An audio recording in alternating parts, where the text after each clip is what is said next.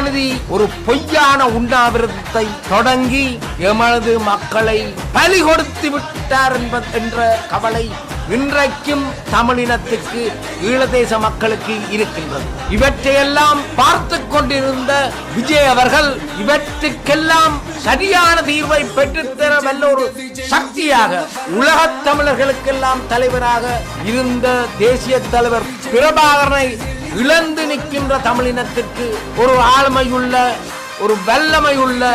ஒரு நேர்மையான, உண்மைத்துவத்துடன் செயற்பட வல்ல ஒரு சக்தியாக விஜய் அவர்களை உலகத் தமிழர்கள் பார்க்கின்றார்கள். அப்பேற்பட்டதொரு